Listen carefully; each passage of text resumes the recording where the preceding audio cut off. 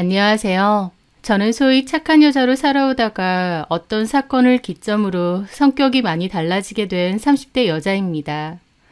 착하게 사는 것, 세상이 아무리 요지경이라고 해도 아니 오히려 이런 요지경 세상에서 더욱 필요한 마음가짐이 아닌가 싶어요. 착한 끝은 있어도 악한 끝은 없다고 다른 사람을 배려하고 마음가짐을 좋게 쓰는 건 나에게도 타인에게도 다 좋은 거고 그런 사람들이 세상을 아름답게 하니까요. 저도 착하게 살려고 노력을 많이 했습니다. 그리고 제가 굉장히 착하고 좋은 사람이라고 생각했어요. 그런데 이제 와서 가만히 돌이켜보니까 저는 착한 사람이라기보다 착함 콤플렉스가 있는 사람이었던 것 같기도 합니다. 진심으로 착하고 좋은 마음에서 다른 사람을 배려하고 이해하는 것과 남들에게 좋은 사람처럼 보이고 싶은 마음 때문에 억지로 행동하는 것은 다르니까요. 저는 후자 쪽이었습니다. 뭔가 불편하고 마음에 안 들고 싫은데도 다른 사람의 부탁을 거절하지 못했고 이건 아니다 싶으면서도 다른 사람 기분을 상하게 하고 싶지 않아 동의한 적도 많아요. 저는 정확히 착한 성격이라기보다 좋은 사람으로 인정받고 싶어서 제 욕구와 감정을 눌러왔던 성격이라는 게 더 정확할 것 같네요. 그리고 어떤 사건으로 인해 제 성격이나 마음가짐도 많이 달라졌습니다. 다른 사람에게 친절히 대하고 잘하는 것은 맞겠지만 제 욕구와 감정까지 눌러가면서 억지로 그럴 필요는 없다. 싫으면 싫고 아니면 아니라고 말할 줄 알아야 한다는 것을 다소 뒤늦게 깨달았던 거죠. 제 성격과 가치관을 많이 바꿔버린 그 중대한 사건이라는 건 저의 이혼을 얘기합니다. 저는 그간 공부 잘하고 말썽 한번 안 피운 착한 딸로 큰 문제 없이 살아왔습니다. 부모님이 원하시는 대학교와 학과에 들어가게 되었고 졸업 후에도 괜찮은 회사에서 연구원으로 일을 했어요. 그것도 다 부모님의 생각이셨죠. 부모님 주변 사람들은 저희 부모님더러 딸이 착하고 말 잘 들어서 좋겠다. 속 안 썩혀서 부럽다. 어쩜 저렇게 잘 키웠느냐라는 얘기를 많이 듣고 사셨습니다. 부모님은 그런 게 큰 자랑이었고 제 덕분에 어깨가 올라간다는 얘기도 잘하셨어요. 저도 부모님이 저를 계속 자랑스러워하고 누구나 부러워할 만한 딸로 살고 싶었습니다. 그리고 그건 결혼까지 이어졌어요. 어느 날 엄마가 저에게 물어보시더라고요. 예, 지연아, 너 이번 주말에 뭐 하니? 왜요, 엄마? 이 사람 한번 봐봐라. 엄마는 한 남자의 사진을 보여주셨어요. 저랑 비슷한 또래로 보였고 인상이 반듯하고 남자답게 생겼더라고요. 누군데요? 어떠니? 남자다워 보이고 잘생겼지? 네, 대기업 다니고 아버지는 한의원 원장. 혹시 선보라고요? 이 남자 엄마가 나랑 문화센터 다니거든. 친해. 내가 전에 얘기했던 경숙 씨라고. 아, 예. 전에 한번 얘기하셨던 것 같은데. 아들 나이가 32인데 마침 너랑 나이 차이도 딱 되고 형편이나 수준도 비슷하고 그리고 무엇보다 경숙 씨가 참 성격 괜찮거든. 시어머니 감으로 너무 괜찮아. 이해심 많고 착하고 딱 네 자리인 거야. 엄마는 신나셔서 그 친구분 아들을 만나보라고 하셨습니다. 하지만 저는 엄마한테 말씀드리지 못한 게 있었어요. 엄마 아빠는 모르시지만 저에겐 남자친구가 있다는 사실이었죠. 하지만 저는 남자친구가 있다는 말을 차마 하지 못하고 엄마 말에 알겠다고 했습니다. 왜냐면 제 남자친구는 극단에서 일을 하고 있었거든요. 연극 배우로 살아가고 있었고 수입도 변변치 못했습니다. 친구로 지내다가 연인으로 발전하게 된 사이였는데 좋아하긴 했지만 그때까지도 부모님께는 말조차 하지 못했어요. 실망 한번 안 시킨 딸로 여지껏 살아왔는데 제일 중요한 결혼 문제에 있어서 수입도 변변찮고 미래도 불투명한 남자랑 만난다고 하면 저희 부모님이 얼마나 놀라시겠나요. 그래서 말씀 못 드렸다가 결국 선짜리 약속까지 잡고 말았습니다. 평생 부모님 말씀 듣고 살아왔는데 하루아침에 내 마음대로 한다는 게 불가능하더라고요. 결국 저는 선자리에 나가게 되었습니다. 엄마 친구분의 아들이었던 그 남자는 이름은 강현민이고 사진만큼이나 신물도 인상이 좋았어요. 남자답고 씩씩하고 적극적이더라고요. 그 남자 한다는 말이 보통 부모님이 주선한 선자리는 자기 마음에 안 드는 경우가 많은데 저는 좋답니다. 부모님도 적극적으로 밀어주시니까 서로 잘 만나보자고 하더라고요. 저도 현민 씨가 나쁘진 않았어요. 하지만 그렇다고 몹시 좋지도 않았습니다. 괜찮은 조건의 사람이긴 하지만 이성적인 끌림은 좀 부족했고 무엇보다 거짓말을 하고 이 자리에 나온 것이 남자친구에게 너무 걸렸습니다. 그래서 결국 남자친구에게 모든 걸 다 털어놓았어요. 남자친구가 화내고 욕을 해도 어쩔 수 없다고 생각했는데 남자친구는 허탈한 표정으로 언젠가 이렇게 될 줄 알았다고 하더라고요. 그러면서 헤어지자고 했습니다. 화가 나서가 아니라 허탈하고 슬픈 얼굴로요. 저는 왜 이렇게 될 줄 알았냐고 물었더니 남자친구가 그러더군요. 지연이 네가 니네 부모님한테 나 당당하게 소개 못 시켜줄 거란 건 알았어. 그래서 언젠가 이렇게 끝날 줄 알았던 것 같아. 너도 나를 좋아한다고는 하지만 나를 만나는 것 자체를 좀 불안해하고 또 어쩔 땐 한 다리 빼놓고 있다는 느낌마저 들었거든. 언제라도 헤어질 수 있게. 그 말에 저는 좀 놀라기도 했고 너무 미안하기도 했습니다. 남자친구가 좋았지만 제 마음 한구석엔 부모님을 실망시킬 수 없고 결국은 부모님이 원하시는 남자랑 결혼하겠구나 라는 게 있었던 것 같아요. 남자친구는 저에게 헤어짐을 고했고 행복하라고 해줬습니다. 그날 저는 이별의 아픔에 집에 돌아와서 3일을 끙끙 앓았습니다. 많이 좋아하는데 바보 같고 우유부단한 나 때문에 이렇게 헤어져야 되는구나 생각하니 가슴이 찢어졌죠. 그렇다고 부모님 반대 불사하고 남자친구를 선택할 용기도 없었고요. 회사 병가까지 쓰고 3일을 끙끙 앓고 이불 뒤집어 쓰고 울었습니다. 그리고 침대에서 내내 있는데 그 남자가 왔어요. 강현민 씨요. 저 아프다고 죽이랑 약 사들고 집 근처에 왔더라고요. 저는 방에서 자느라 몰랐는데 저희 엄마 통해서 놓고 간 겁니다. 헤어진 남자친구에겐 미안하지만 강현민 씨 정도면 참 괜찮은 사람이구나 생각했어요. 부모님도 좋아하시고 조건도 좋고 괜찮은 사람이고 또 내가 좋다고 하니까 나도 잘해보자 생각했던 것 같습니다. 그렇게 저도 현민 씨의 마음을 받아들이고 저희는 교제를 시작했어요. 애초에 부모님이 소개해 주신 만남이었다 보니 현민 씨와 제가 만나는 데 있어서 어려운 점은 전혀 없었습니다. 현민 씨는 능력도 좋고 사회성도 좋고 성실하고 1등 신랑감 같은 사람이었어요. 적당히 눈치도 빠르고 야망도 있고 욕심도 있는 사람이었고요.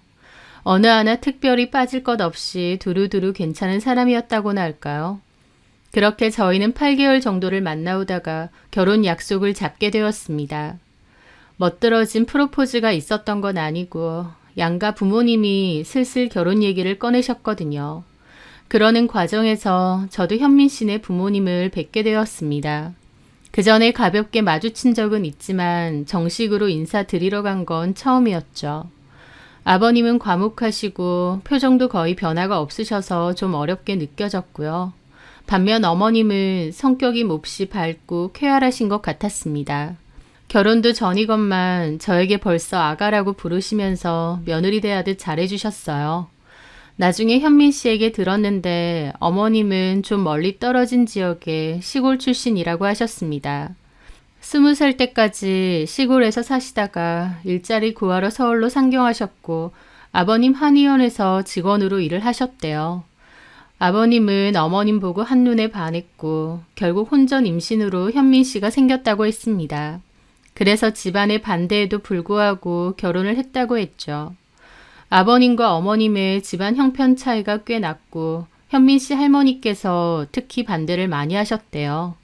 어머님이 시골 출신인데다 가방끈도 짧은 어머님을 별로 탐탁치 않아 하셨답니다.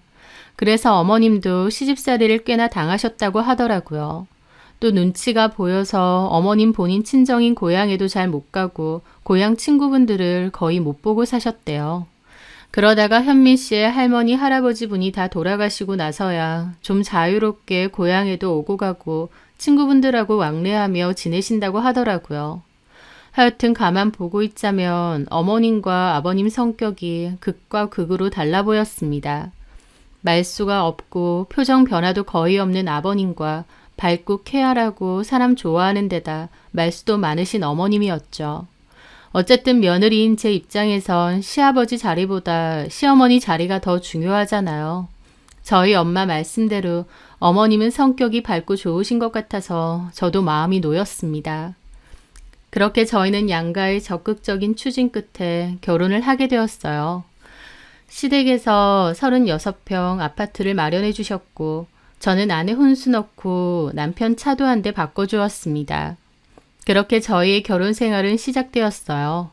남편과 저의 결혼 생활은 별다른 문제 없이 평탄했습니다. 따로 싸우거나 부딪힐 일도 별로 없었고 평일에는 각자 일하고 저녁에는 식사를 같이 하거나 술을 한 잔씩 하고 주말에는 나들이를 가거나 마트에 가고 여느 신혼부부와 다를 것 없이 소소하고 행복하게 잘 살았습니다. 결혼이 주는 안정감이 컸고 좋았어요. 시댁에 한 달에 한 번 정도 가야 했고 어머님이 저한테 종종 전화하는 일이 있긴 했지만 전화를 하셔도 빨리 끊는 편이었고 크게 불편하거나 거슬릴 만한 것은 아니었습니다. 그러던 어느 날 어머님이 퇴근했는지 전화가 오셨어요. 저 지금 가려고 주차장이요. 어머, 잘 됐다. 가는 길에 우리 집 잠깐 들러서 반찬 좀 들고 가. 사고라고 고아놨어. 네, 알겠습니다, 어머님. 그렇게 저는 가는 길에 어머님의 부름을 받고 시댁에 가게 되었어요. 아버님은 안 계시더라고요. 아버님은 아직 퇴근 안 하셨나 봐요. 늦게 올 거래. 얘 지연아, 너 사회생활 하느라 또 집에서 살림하느라 많이 힘들지 않니? 그 말에 저는 그냥 웃었죠. 힘들긴요. 제가 아직 애가 있는 것도 아니고 별로 힘든 거 없어요. 현미 씨도 깔끔한 성격이라 평소에 정리정돈 잘하고 빨래나 밀린 집안일 같은 건 주말에 나눠서 하고요. 특별히 제가 더 신경 쓰거나 할 것도 없어요. 저는 어머님이 저 고생할까봐 하시는 소리인 줄 알았습니다. 그런데 어머님이 그러시더라고요. 그렇긴 하더라. 네가 별로 집안일에 신경을 안 쓰는 것 같긴 했어. 니네 집 한 번씩 가보면 그냥 봐서는 말끔해 보이는데 군데군데 먼지도 너무 많고 바닥도 잘 안 닦는지 양말이 새카매져. 어머님이 갑자기 타박을 하시니까 저도 좀 당황스럽기도 하고 민망하기도 했어요. 청소기는 이따금씩 돌리는데 물걸레질은 자주 못하거든요. 근데 사실 청소기보다 물걸레질이 더 중요한 거거든. 먼지 마시니까. 그렇죠.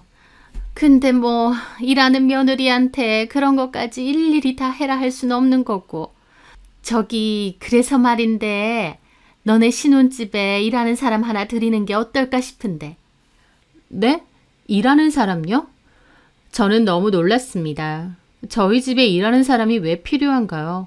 제가 아이를 키워서 집안일에 신경을 못 쓰는 편도 아니고 또 어머님 성에는 안 찰지언정 집이 그렇게 지저분하거나 엉망인 상태까지도 아니고요. 오며 가며 남편이랑 저랑 적당히 치우고 정리하면 되는데 일하는 사람까지 쓰라고 하니 놀랐죠. 무슨 일하는 사람까지요. 저희 그런 거 필요 없어요, 어머니. 실은 일을 좀 시켜줘야 될 사람이 있어서. 일을 시켜줘야 될 사람이 누군데요? 고향에 내 지인 중에 영자 언니라고 있어. 친자매는 아니지만 거의 친자매나 다름없게 친한 사이야. 그 언니가 나 많이 걷어먹어줬거든. 네, 그분이 그럼 일을 하셔야 되나요? 아니, 그 영자 언니의 딸. 딸이요? 영자 언니한테 지연이 너랑 동갑인 딸이 있어. 걔도 서울 올라와서 살다가 결혼도 일찍 했어. 애도 있고. 그런데 얼마 전에 이혼을 했거든. 네, 그런데요. 이혼하고 애는 남자가 키우기로 하고 나왔다는데 걔가 딱히 할 수 있는 게 마땅치 않대. 잘하는 건 살림밖에 없다고 하고. 근데 자기 생활도 해야 되고 또 매달 애 양육비도 보내줘야 되는 처지라네. 아, 그래요? 그 언니가 나한테 어디 일자리 없느냐고 하는데 걔가 학력도 낮고 사회 경험도 별로 없어서 어디 회사 들어가기도 마땅찮은가 봐. 요즘은 국비 지원 학원 같은 것도 잘 돼 있어서 학원 다니면서 뭘 배워봐도 괜찮을 텐데. 그러니까 뭐라도 배워보거나 마땅한 취업 자리라도 알아봐야 되는데 그러려면 일단 돈이 좀 있어야 되잖아. 그 언니가 워낙 딸 때문에 걱정이 많길래 내가 돈이라도 얼마 해주려고 했거든. 그랬더니 돈을 그냥 받기는 그렇고 살림이라도 좀 거들어 준다는 거야. 걔가 살림은 또 잘한대. 니네가 어차피 맞벌이 한다고 집안 살림도 신경 못 쓸 텐데 그런 걸 좀 도와주면 어떻겠느냐고. 그럼 어머님 댁에서 그 따님분을 쓰시면 되잖아요. 아유, 나는 안 되지. 너네 시아버지 성격 모르니? 나 집에 있는데 살림마저 사람 쓴다고 해봐라. 너네 시아버지 나한테 쌩 난리칠 거다. 그래서 너한테 부탁하는 거잖아. 나도 친한 언니고 사정이 안 좋다고 하니까 도와주고 싶고. 어머님은 그 지인분의 딸에게 그냥 돈을 주는 것보다 저희 집에서 살림을 돕고 정당하게 월급을 주는 식으로 도와주고 싶다는 말씀이셨어요. 어머님 마음은 잘 알겠지만 일단 저희 집은 사람이 전혀 필요 없었습니다. 게다가 아무리 아는 지인분의 딸이라고 해도 남편과 저 둘이 사는 신혼집에 낯선 사람이 들락날락 하는 것도 싫었고요. 그래서 거절했느냐고요? 아니요. 저는 어머님이 하자고 하시는 대로 알겠다고 했습니다. 저는 앞서 말했다시피 거절을 잘 못해요. 별로 내키지 않고 이건 아니다 싶어도 거절은 못하는 거였죠. 저는 알겠다고 말씀드렸고 어머님은 그 사람 월급은 자기가 마련해 줄 테니 걱정 말라고 하셨습니다.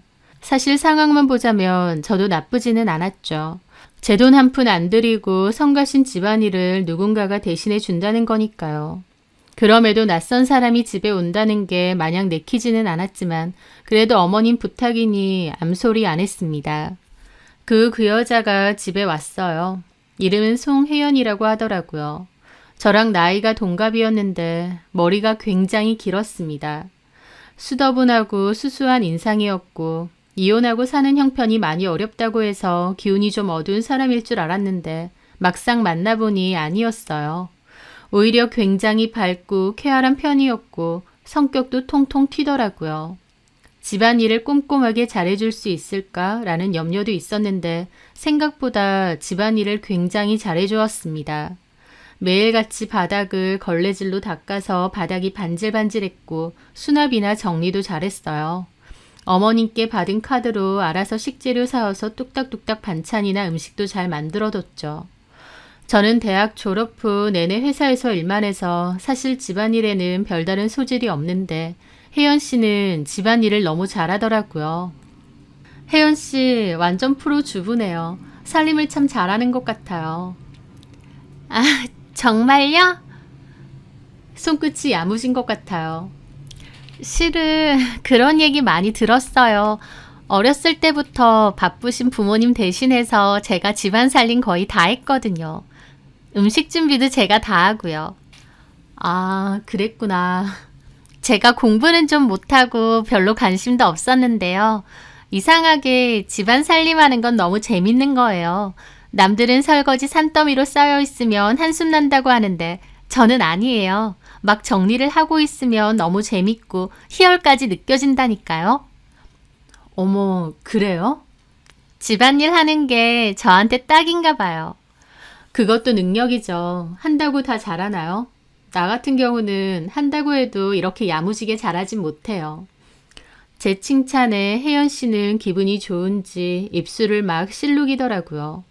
솔직히 입에 발린 말이 아니라 정말 집안일을 잘해주었습니다. 그리고 알아서 해주니까 더 이상 제가 신경 쓸 일이 없었어요.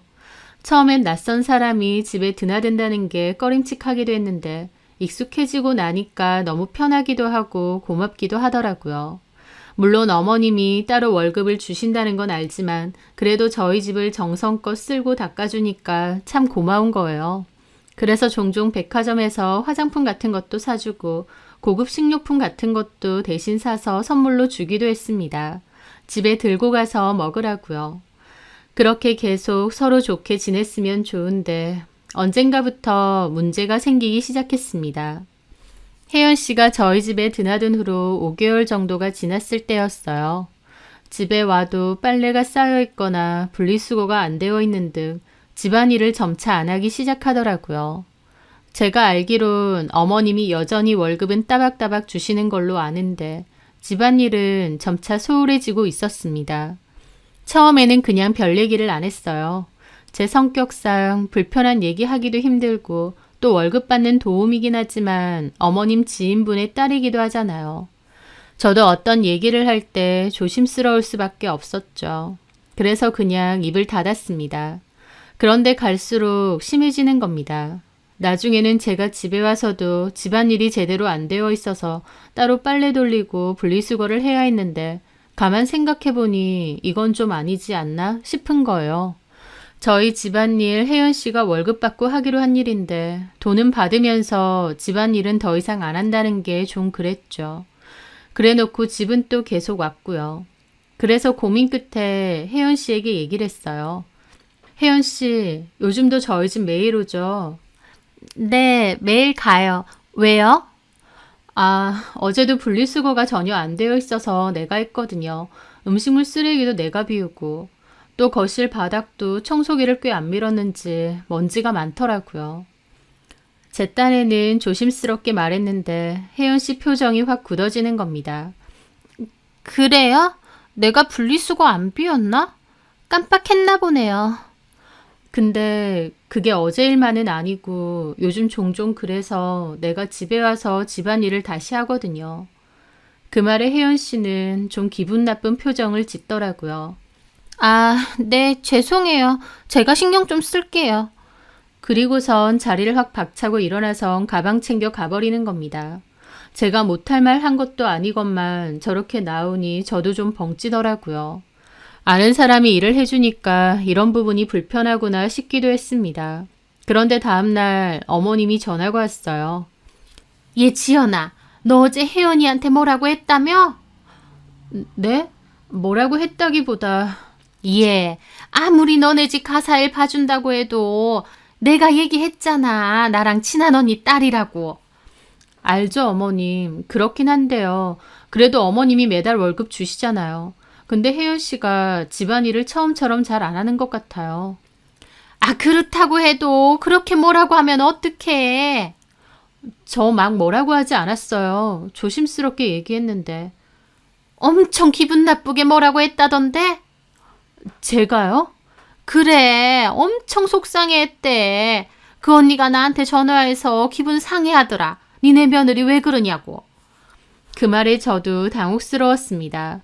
오히려 눈치 보면서 조심스럽게 말을 했고 혜연 씨는 바로 기분 나쁜 티를 팍팍 내면서 집에 갔는데 말을 이상하게 전했더라고요.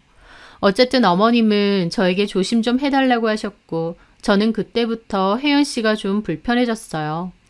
집안일 하러 오는 사람이 집안일을 제대로 안 하고 있는 상황이고 그걸로 한마디 한 건데 얘기했다가 저만 완전 이상한 사람이 됐더라고요. 저는 이 얘기를 남편에게 했는데 남편마저도 그러는 겁니다. 그냥 집안일 제대로 안 해도 냅둬. 아니 왜? 우리 엄마가 월급을 주긴 하지만 사실상 진짜 일하는 사람은 아닌 거잖아. 그냥 엄마가 용돈 줄 구실로 우리 집에서 일을 하는 것 뿐이니까. 이해가 안 되네. 어쨌든 돈 받고 일을 하기로 한 거잖아. 그래도 엄마 친하신 분이고 괜히 사이 틀어지면 안 되니까 그냥 아무 말 하지 말자. 저는 속으로 이해도 안 되고 그럴 거면 왜 우리 집에 계속 드나들어야 되나 싶었습니다. 솔직히 저희 가족도 아닌 사람이 집에 드나든다는 게 마냥 좋을 순 없잖아요. 그전에는 집안일을 해주니까 당연한 거였다면 이제는 집안일도 제대로 안 해주고 저는 저대로 집안일을 계속 따로 하고 있는데 혜연 씨는 저희 집에는 계속 드나든다니요. 이게 무슨 이상한 상황인가요? 하지만 저는 남편의 말에 그냥 알겠다고 하고 더 이상 거론하지 않았습니다. 도저히 이해도 안 되고 이상했지만 괜히 나서서 따지고 분란 만드는 게 더 피곤했거든요.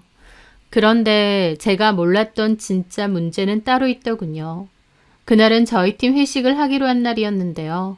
회식이 갑자기 취소가 되어서 계획과 달리 곧장 집으로 갔거든요. 그래서 좀 일찍 집에 들어갔는데 현관문을 보니 혜연 씨의 신발이 있는 겁니다. 저희 남편 신발하고요. 혜연 씨는 보통 남편과 제가 퇴근할 때쯤 집에 가거든요. 그런데 그날은 안 가고 있었던 겁니다. 저는 좀 어리둥절해 하면서 중문을 열고 들어가는데 안방에서 웃음소리가 막 들리더라고요. 특히 혜연 씨 웃음소리가요. 뭐지? 싶어서 안방으로 가서 문을 열어보는데 혜연 씨가 안방에 딸린 베란다에서 옷을 널고 있었거든요. 혜연 씨 손에는 남편 속옷이 들려있고 바로 앞에는 저희 남편이 같이 있더라고요. 그런데 느낌이 둘이서 뭔가 장난을 치다가 제가 들어오니까 뚝 하고 멈춘 것 같았습니다. 남편은 저기 왜 있나 싶고 이 상황이 뭔가 싶어서 어이없어서 쳐다보고 있었죠. 1, 2초간의 정적 끝에 남편이 허둥지둥거리며 말하더군요. 자기야, 일찍 왔네? 지금 뭐해? 혜연 씨가 빨래만 널고 집에 간다고 하더라고. 그래서 내가 좀 도와주고 있었어. 네, 저 혼자 해도 되는데 현미 씨가 좀 도와준다고 하셔서. 네. 그러면서 갑자기 혜연 씨는 손에 들고 있던 남편 속옷을 팡팡 털더니 널더라고요. 그 순간 혜연 씨 손에 들린 남편 속옷이 너무 거슬리는 겁니다. 그냥 건조기 쓰시지 뭐하러 일일이 널고 계세요? 건조기 많이 쓰면 옷감 많이 상해요. 이불이나 베갯잎 같은 거나 건조기 쓰면 되지. 옷하고 속옷은 그냥 자연 건조로 넣는 게 제일 좋거든요. 그러고 있는데 남편은 멀거니 서 있더라고요. 당신은 뭐하고 서 있어? 이제 다 해가는데. 그렇지. 내가 할 게 없네, 이제. 그러면서 남편은 어색한 웃음과 함께 저를 지나쳐 거실로 나갔습니다. 혜연 씨는 새초롬한 얼굴로 계속 빨래를 널고 있었어요. 저는 뭔가 말할 수 없는 찝찝함을 느끼며 그 자리를 뜨려는데 혜연 씨가 그러더군요. 이제 지연 씨라고 하지 말고 사모님이라고 할게요. 네? 그런 걸 원하시는 것 같아서. 제 딴에는 동갑이라서 가깝게 생각했는데 사모님은 아니신 것 같아요. 그때 저한테 집안일 똑바로 하라고 하신 것도 그렇고. 혜연 씨, 그렇게 말하시면 안 되죠. 제가 언제 그렇게 말했어요? 저는 단지 그러니까요. 제가 좀 더 집안일에도 신경 쓰고 사모님 호칭 같은 것도 신경 쓸게요. 그게 맞는 것 같아요. 그럴 필요 없어요. 사모님은 무슨. 저도 그렇게 하는 게 편하고요. 빨래 다 널었거든요. 저는 그만 퇴근할게요. 그렇게 혜연 씨는 인사를 하더니 나갔습니다. 어이없더라고요. 완전 비꼬는 게 느껴졌습니다. 제가 집안일 좀 제대로 해달라고 한마디 했다고 저한테 사모님이라고 부르겠다며 제대로 비꼬더라고요. 게다가 좀 전에 제가 본 남편과 있던 상황도 너무 어처구니 없었습니다. 남편은 혜연 씨를 도와주려고 했다지만 제가 느낀 기류는 그렇지 않았어요. 무슨 신혼부부 소꿉 장난하는 것 마냥 장난치고 웃다가 제가 들어오니까 바로 딴청 피우는 느낌도 들었죠. 저는 처음으로 혜연 씨와 남편의 관계를 의심했습니다. 그냥 빨래 넣는 거 도와줄 수도 있지 않냐지만 사실 베란다가 넓은 것도 아니고 남편이 그 비좁은 데 서서 굳이 도와줄 게 뭐 있나요? 저는 고민 끝에 이 일을 직장 동료에게 털어놨어요. 직장 동료도 놀라더라고요. 김대리가 만약 뭔가 이상한 낌새를 느꼈잖아? 그러면 그게 아마 맞을 거야. 여자의 촉이라는 말이 괜히 있겠어? 그럼 우리 남편이랑 혜연 씨랑 모르는 거지. 아니 김대리도 없는데 안방에서 둘이서 뭘 하고 있었던 거래? 자기 남편은 굳이 가서 왜 돕고 있냐고. 나도 좀 깨림직하긴 해. 근데 이걸 뭐라고 해? 얘기하면 나만 이상한 사람 될걸? 말하면 안 되지. 말은 하지 말고 몰래 좀 찍어보는 게 어떨까? 몰래 찍으라고? 전에 TV 재연 드라마에서 보니까 홈캠 같은 거 살짝 설치해서 집 찍어보던데. 작아서 가리기도 쉽고 내내 녹화되고. 뭔가 찝찝하면 그렇게 해보는 것도 나쁘지 않잖아?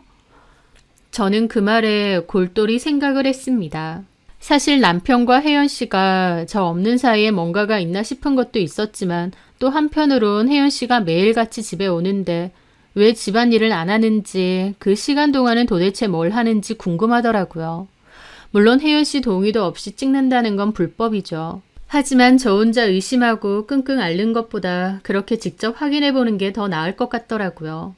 그래서 저는 홈캠을 주문했고 거실 책장에 살짝 가리듯이 올려두었습니다.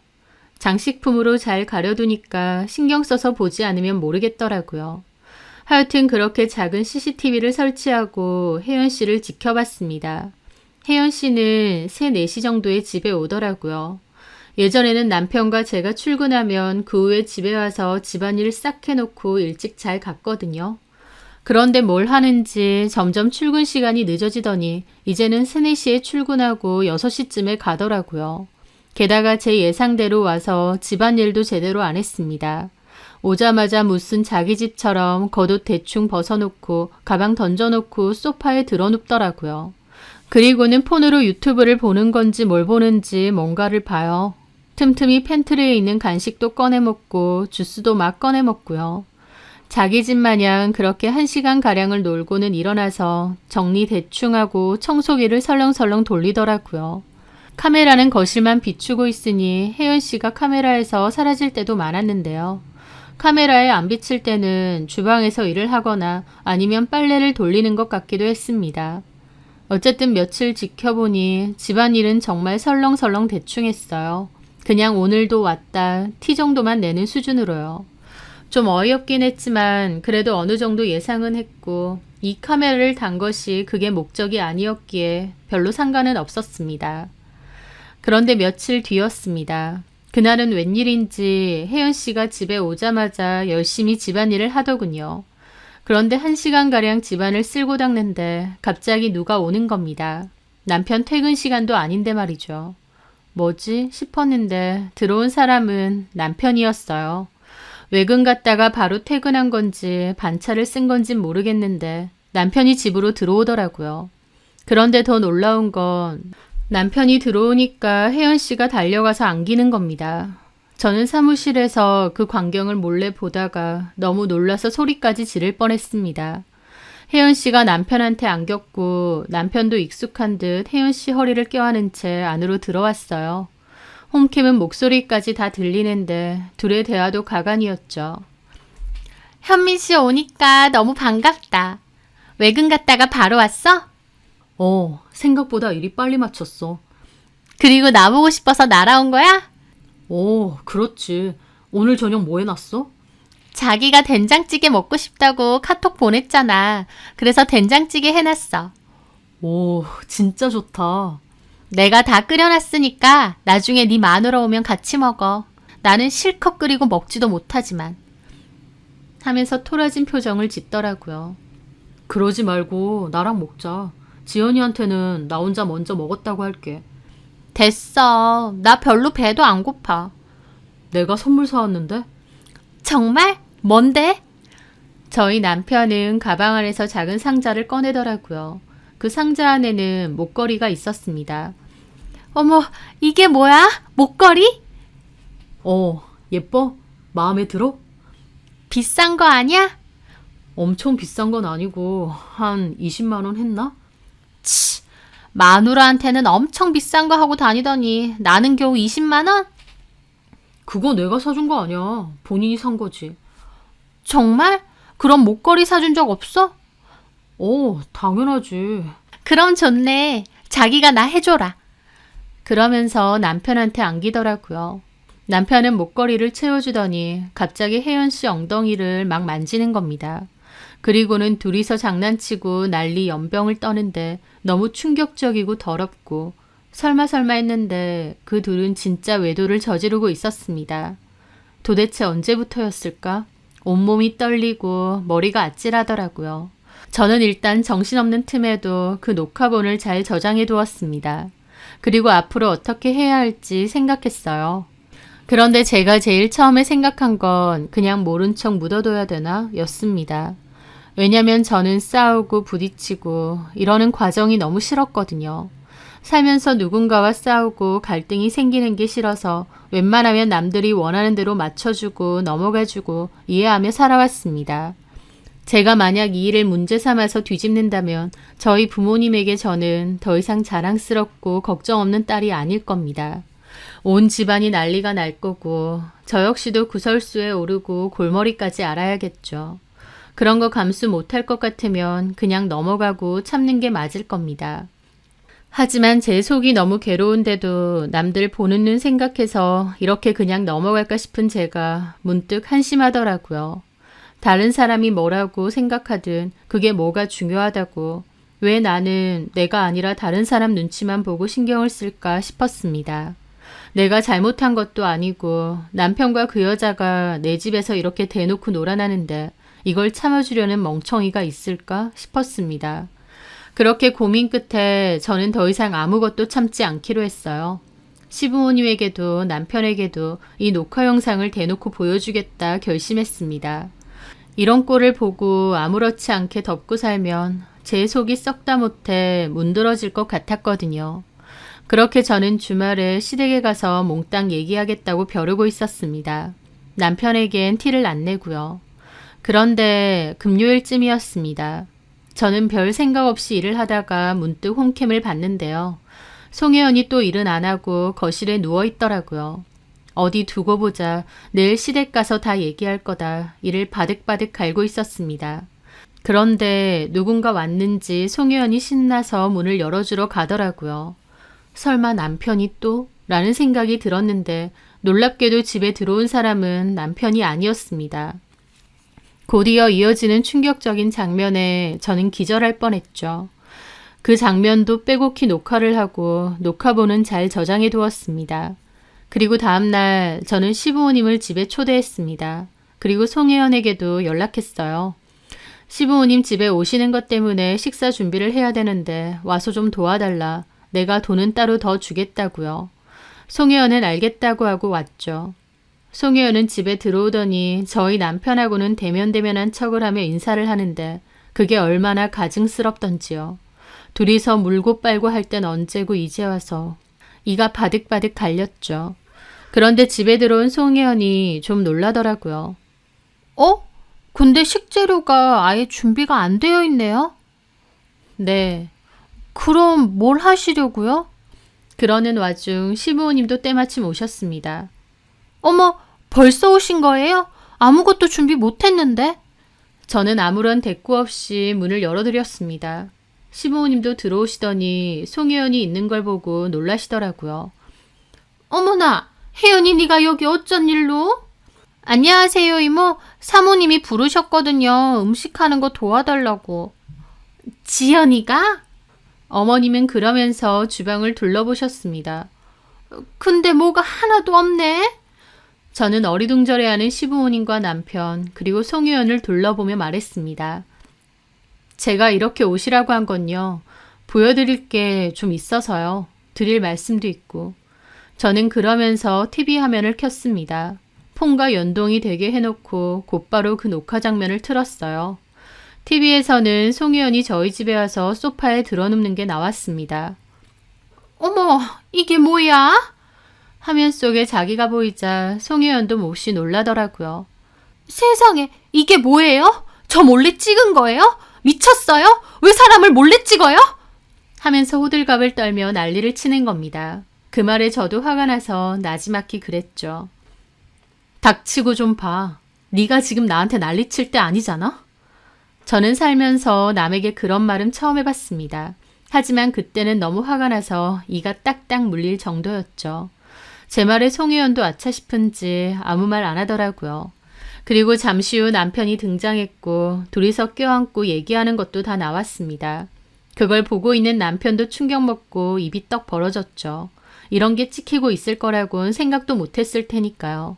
그리고 어머님 아버님도 똑같았죠. 이게 무슨... 얘 혜연아, 너 이게 무슨 짓이야? 야 강현미, 너 이게 다 뭐야?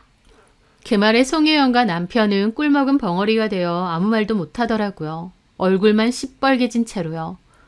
두 사람 사이가 뭔가 좀 이상해 보여서 제가 몰래 녹화를 했습니다. 설마 했는데 이런 게 찍혀 있더라고요. 나한테 직접 말을 하지. 이게 무슨 짓이야? 게다가 엄마 아빠까지 불러놓고. 당신한테 말할 필요 뭐가 있어? 어머님, 아버님이 직접 보셔야지. 왜? 창피하긴 하니? 아버님도 화가 머리 끝까지 나셔서 어머님께 따지셨죠. 쟤, 당신 고향 친구 딸 아니야? 맞는데 그러게 왜 저런 애를 이 집에 들여놔? 내가 쓸데없는 짓 하지 말라고 했지? 아니 나도 이렇게 될 줄 알았나. 어머님은 불효령하는 아버님 앞에서 쩔쩔매더니 갑자기 송유연을 노려보시더라고요.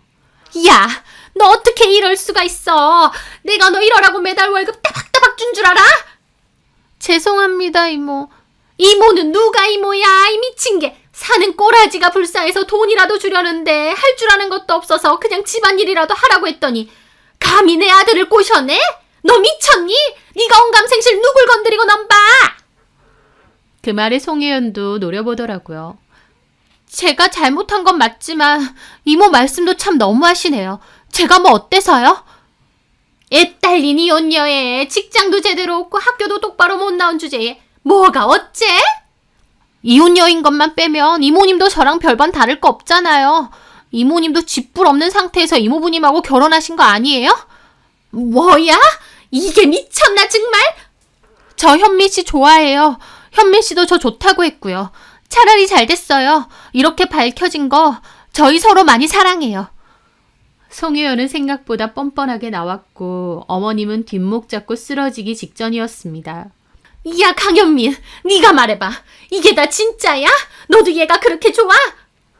하지만 어머님의 물음에 남편은 비겁하게 한 발 물러나더군요. 아니, 난 그런 것까진 아닌데 그냥 제가 몸으로 들이대니까. 그 말에 송혜연은 눈이 뒤집히더군요. 오빠, 그렇게 말 안 했잖아. 나 좋다며. 이혼할 테니까, 와이프 쫓아낼 테니까 그냥 나보고 이 집 아예 들어앉으라며. 야, 그건 그냥 한 소리지 그걸 믿냐? 내가 미쳤어? 뭐라고? 야, 이 새끼야. 그럼 너 나 갖고 놀았어? 하면서 저희 남편에게 달려들려고 하는 겁니다. 남의 집에서 불륜 저질러 놓고 참 가관들이다 싶었죠. 남편도 신나서 송혜연하고 놀아날 땐 언제고 이제 와서 나 몰라라 송혜연이 일방적으로 꼬신 척하면서 발 빼려고 하더라고요. 둘 다 참 어이가 없었지만 그래도 제가 공개해야 할 영상은 하나 더 있었죠. 야, 송혜연, 너 왜 억울한 척하냐? 내 남편도 재활용도 안 될 쓰레기지만 너도 마찬가지잖아. 뭐라고? 저는 두 번째 영상도 틀었습니다. 그 영상은 더 충격이었습니다. 제가 금요일에 봤던 영상 말이죠. 금요일에 송혜연이 불러서 저희 집에 들어온 건 남편이 아니었습니다. 모르는 외간 남자였어요. 저도 회사에서 그걸 지켜보는데 숨 넘어가는 줄 알았습니다. 한마디로 송혜연은 저희 남편과 놀아난 것도 모자라서 아예 저희 집에 외간 남자까지 들인 겁니다. 자기 집처럼요. 이게 말이 되나요? 대담하다고 해야 할지 대책이 없다고 해야 할지 마치 자기 집인 것처럼 남자를 끌어들였는데 그 남자도 저희 집이 처음 온 게 아닌지 익숙한 듯 소파에 앉고 물도 마시더라고요. 저랑 남편이 집을 비운 낮 동안은 송혜연이 자기 집인 양 할 거 다 하고 살았던 겁니다. 그게 너무 소름 끼치고 무섭더라고요. 저도 모르는 사이에 저희 집에 모르는 남자들이 드나들었다는 게요. 그 영상에 시부모님 또다시 경악하고 남편도 입을 못 다물더라고요. 송혜연도 아차 싶었는지 갑자기 가방 들고 튀려고 하는 겁니다. 저희 남편이 도망가는 송혜연을 잡고 끌어왔죠. 너 미쳤냐? 이 집에 다른 남자를 끌어들여? 야, 이게 네 집이야? 머리가 어떻게 된 거 아니야? 왜 소리를 지르고 난리야? 낮에 어차피 사람 없고 왔다 간 흔적도 없이 치워놨잖아. 그럼 된 거 아니야? 뭐야? 너야말로 나한테는 뭐 이혼하고 나랑 살겠느니 어쩌느니 개수작 부려놓고 걸리고 나니 딴소리에 나 너 고소할 거야. 입에서 나온다고 다 말인 줄 아냐? 네가 뭘로 나를 고소할 건데? 뭐 혼인빙자 간음죄란가 그런 걸로. 너 코미디 찍냐? 아무리 멍청해도 앞뒤 분간도 못해? 너랑 나랑 불륜이고 애초에 너도 내가 유부남인 거 다 알고 있었는데 무슨 혼인빙자야 이 멍충아. 뭐? 멍청한 주제에 난잡하기까지 해서 감히 이 집에 딴 놈을 들여? 나야말로 너 이거 고소할 거야. 고소? 사랑 갖고 놀아놓고 고소? 하더니 송혜연이 갑자기 남편 뺨을 갈기는 겁니다. 저도 너무 놀라고 어머님도 소리를 질렀죠. 그런데 남편도 눈이 돌더니 송혜연의 뺨을 똑같이 갈겼습니다. 그리고는 송혜연이 악을 쓰며 남편의 얼굴을 잡아 뜯었고 어머님이 시겁하면서 둘을 말리더라고요. 그걸 지켜보는 저는 가관이다 싶었고요. 그렇게 생난리였고 아버님이 그만 못하느냐 고함 지르고 나서 겨우 일단락 되었습니다. 아버님은 분노에 못 이겨 어머님한테까지 집에 들어오지 말라고 하시더니 그대로 집을 나가셨어요.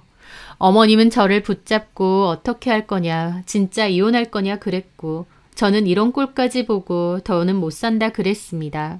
그리고 남편이 저 여자랑 그렇게 좋다고 하니 나는 이혼해 주겠다. 그냥 이참에 둘이 결혼시키시라 그랬습니다.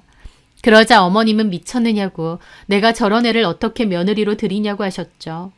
저는 어쨌든 이혼할 거라고 나머지는 알아서들 하시라고 하고는 그 집을 떠났습니다. 제가 집을 나가고 나서 남편이 친정 근처로 찾아오고 잘못했다 봐달라 그랬지만 저는 그러고 싶지 않다고 했습니다. 그리고 그 과정에서 제가 여지껏 안 해서 그렇지 막상 해보니 생각보다 단호하고 냉정한 사람이라는 걸 알았어요. 하여튼 저는 친정 부모님께도 이 사실을 다 알렸고 친정 부모님도 시부모님에게 전화해서 한바탕 난리를 쳤습니다. 아버님과 저희 부모님에게 욕이란 욕은 다 먹은 어머님은 송혜연 엄마인 고향 언니에게 전화해서 불쌍해서 도와주려고 했는데 이렇게 뒤통수를 치느냐, 딸 교육 어떻게 시켰느냐며 악다구니를 쓰셨다고 했고 송혜연 엄마는 네 아들이 내 딸 갖고 놀았다고 가만 안 둔다고 거품 물었다고 하더군요. 아마 송혜연이란 여자를 저희 집에 들인 것부터 이 모든 풍비박산은 예견되었던 것 같습니다. 송혜연은 애초에 착실하게 집안일 해주고 성실하게 월급 받아가며 살 여자가 아니었던 것 같아요. 남편 역시도 겉으로는 착실하고 건실해 보이지만 사실은 언제든지 제 뒤통수를 칠 준비가 되어 있던 그런 달코 다른 남자였고요. 그런 일을 겪은 후 저는 이혼 소송을 감행했고 남편과 송혜연에게 위자료 소송도 걸었습니다. 증거가 너무나도 확실했기에 제 승소는 확실한 것이었죠. 그리고 소송 과정에서 알게 된 건데 송혜연이 과거에 이혼했던 이유도 송혜연의 남자 문제 때문이라고 했습니다. 송혜연이 결혼 생활 도중 밖에서 남자를 몰래 만나다가 들켰고 그걸로 이혼당하면서 아이 양육권도 뺏긴 거더라고요. 저희 어머님도 그런 사실까진 모르고 불쌍한 친구 딸 좀 도와주자며 저희 집에 들이신 거겠지만 사람 하나 잘못 들였다고 집이 이 모양 이 꼴이 날 줄은 몰랐네요. 어쨌든 남편 역시도 좋다고 그런 여자랑 놀아나고 저 배신한 거니 남편에게도 만정 다 떨어져서 이혼을 속행했습니다. 그리고 결국 제 승소로 잘 끝이 났고요. 그 와중에도 저희 엄마 아빠는 이 정도면 할 만큼 한 것 같은데 한 번만 넘어가 주면 안 되겠느냐, 주변에서 뭐라고 하겠느냐라고 걱정하시더군요. 그 말에 저는 엄마 아빠 앞에서 처음으로 목 놓아 울었습니다. 엄마 아빠의 말이 말도 못하게 서운하고 화가 나더라고요. 나 그동안 엄마 아빠 말 잘 듣는 착한 딸로 살아왔고 이만하면 자식으로서 잘하고 산 거 아니냐고 했습니다.